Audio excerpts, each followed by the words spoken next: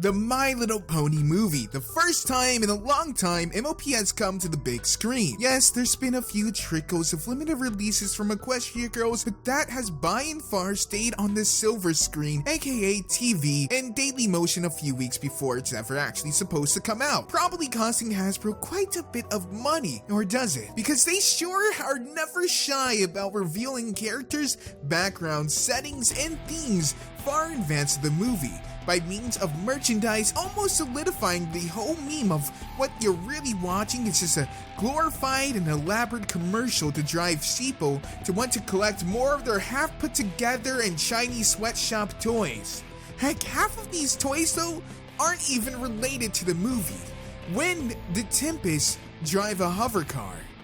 When did half of the toys that you see ever actually play a role in the movie or the actual video that you watch? But regardless, this method is obviously working for them. Very few companies could survive taking hit after hit on every show and movie they create by means of leaks in full or better quality than what you can get through official channels. Honestly, looking at the pirated version of the MOP movie, it looks better than my movie experience, and I didn't go to a cheap theater.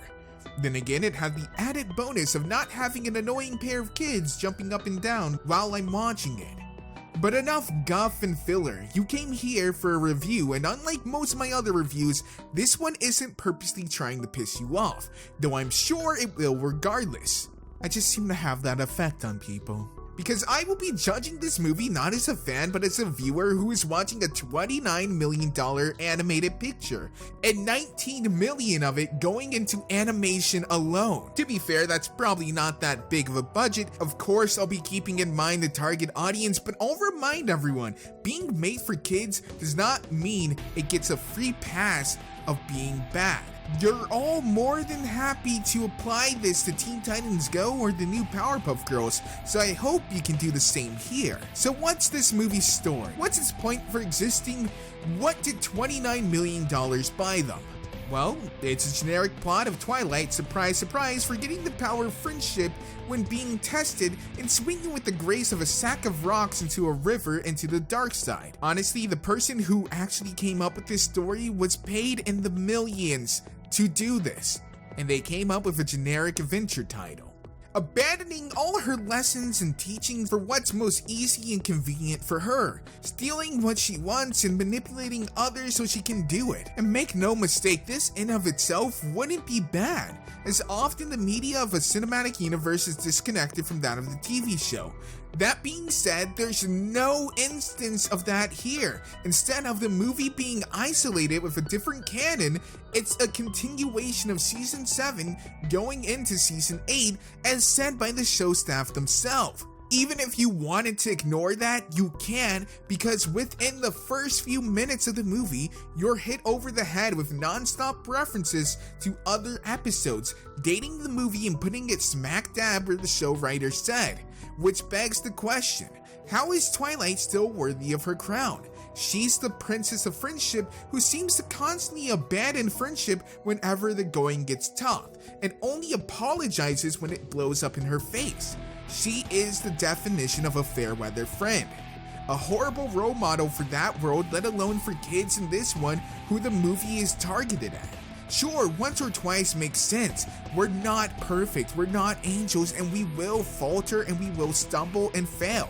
We will chase after perfection and we will never reach it, constantly being on its heels until the moment when we are tested and we slip up and we lose the mile on it. However, when someone is constantly messing up and apologizing, you start to install this notion of it doesn't really matter.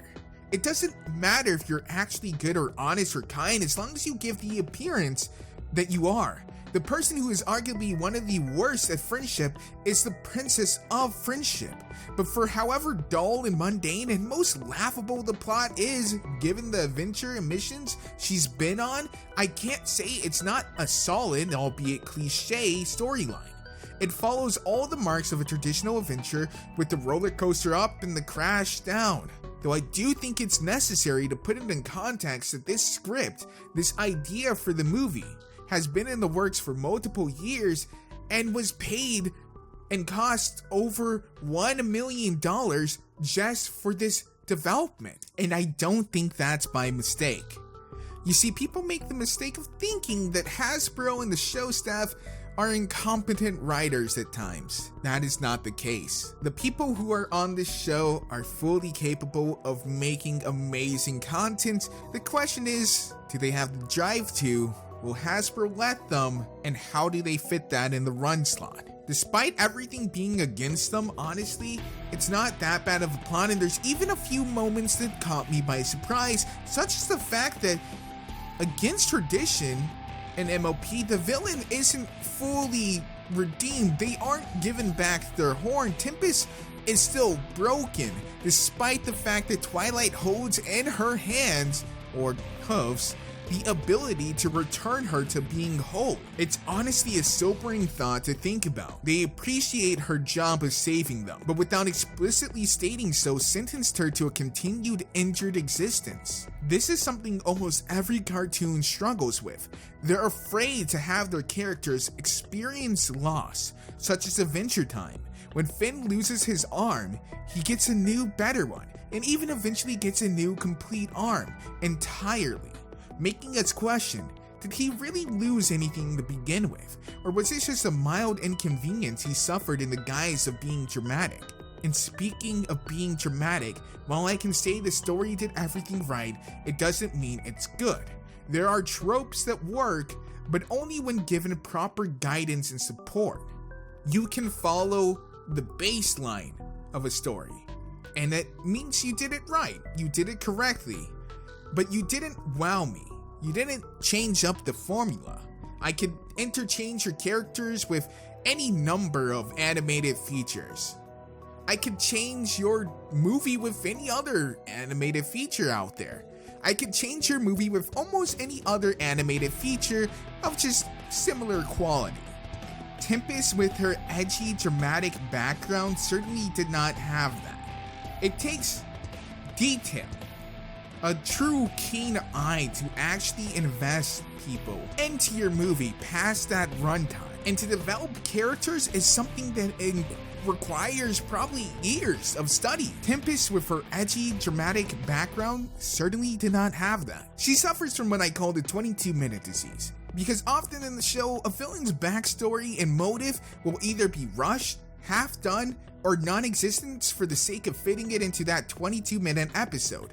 With Starlight, her best friend left her after saving her life and getting his cutie mark. Okay, and she says he went to another school after that, but it never mentions her trying to get in contact with him or her ever attempting to make another friend. This background story is riddled with holes, and it was used for justification of her becoming a cult leader. And Tempest has just as poor of an excuse of being top bitch for the Storm King. Her little friends didn't want to play with her after she stupidly wandered into a cave that held a giant monster and got her bloody horn knocked off and a nice edgy little scar to boot. Childhood trauma is a big factor in growth as a person. It can severely affect how you'll turn out as a person, but that doesn't justify the literal transition of being upset as a kid to storming off as a kid to join an evil regime. It doesn't really even explain her reasoning for storming off. What even led her to the Storm King? What really happened to make her this evil? Are you trying to say that this event alone was really what pushed her over the edge, or was it years of abuse as she aged? Why would she want the approval of ponies who rejected her? Why would she want to be whole as a pony? Why would she not resent that facade, that image of the complete unicorn? I understand limits with time, but there's nothing explicit or implicit to go off of, and that's the problem. It's okay to have a base storyline and then subtle hints and clues that will allow people who want to go further to be able to do so. But when you take away that ability, you're left with a hollow shell for anyone who looks at your movie with even the semblance of critical thought. But all of this would be forgivable if this had truly been their first attempt at a feature-length movie. But it's not.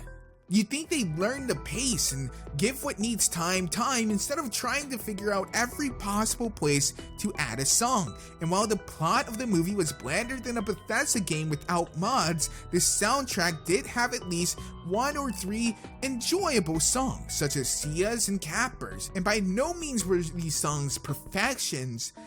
They outshined the traditional cast. In fact, almost every guest person outshined the traditional cast. The domineering and cold delivery of the jaded, war-torn pony from Emily Blunt playing Tempest, or Storm King's evil yet charismatic personality. Even Grumper, the annoying sidekick, wasn't that bad. Everyone on a guest vocal, in my honest opinion, saved the movie. It felt like they all played their roles beyond what was called of them, and certainly what was paid of them. And while the other actors weren't bad by any means, I feel like the supporting characters brought their A game. Honestly, this movie had better dialogue than most comedies I see, or action movies. It was a nice, refreshing pace to see what felt like masters of their crafts work off of each other, and they hit it out of the park for me. However, there is a huge glaring issue to it, and it even seems all the more amazing when you realize Tara Strong made more money for her lines than everyone else in the main 6 and the side characters put together. Kind of makes you think. However, there is a huge glaring issue that we need to address. A $19 million issue. The animation. The 2D animation used a different style. It was made in a different program than MLP has been made in the past, and they wanted to give it a different cinematic, more probably mass appeal look. Something that didn't look as cookie cutter, though I would argue that despite being made on Flash, there's not a lot of obvious tweening going on as you'll see in a lot of other Flash-based shows. But it is different, and while it is different, it does take a little bit of time to get used to. But once you do, it actually seems better than the actual show, in some regards at least. The eyes are a bit weird as they seem overcrowded at times, but they do allow for better expressions to be conveyed through what really should have been conveyed through the voice acting, but sometimes just fell slightly short of. What is kind of inexcusable is the awful 3D design of the backgrounds and certain other set pieces in this movie. It looks like it was rendered on a PS2. It looks like something that a first-year 3D design artist came up with while trying to get their finals done within a week's time. While only a small fraction of the $19 million actually went into the 3D design, it shows. Only a small fraction of that $19 million went into the 3D designs. However, it shows very apparently, and that's a problem. It's hard to enjoy classical 2D animation when it's put through software, and it's even harder when it's been so mechanicalized and digitized. And it's even harder to appreciate it when you have glaring 3D renders. That being said, the animation itself isn't the worst thing I've ever seen from a studio. Surely there are tons and tons of worse examples out there, even with the 3D to 2D mix. Just look at just about any anime movie that's ever been made. The 3D aesthetics there are a lot more jarring. And while this isn't anywhere near good, it's not the worst. So with everything that I've said about the movie, my honest rating would have to be a 6 out of 10. It's a movie, and it does everything decently, which would go ahead and give it a 5. But it does do some things that I'm not quite expecting that went above what you would have expected, but not too far above it. A lot of stuff just played out exactly how you would assume it would in a MLP movie. Nothing shocked you too amazingly. The aspect of Tempest not getting her horn back is a plus. The fact that the Storm King dies was unexpected. They don't ever explicitly touch on either of those things, but they are there implicitly for the older audience to go ahead and interpret. Now, you guys might be upset that I'm giving it such a quote-unquote low score, but to put in perspective, a lot of my favorite movies hover around this score. If I was to do something like Rainbow Rocks, it'd probably be around this score, and I've watched that movie probably 10, 12 times. It was a great movie with one of my favorite soundtracks from EQG or MLP period. But as always, guys, I've been Faith Melimus. I hope you enjoyed, and let me know your views down in the comment section below. And I'll see you in the next one. Woo!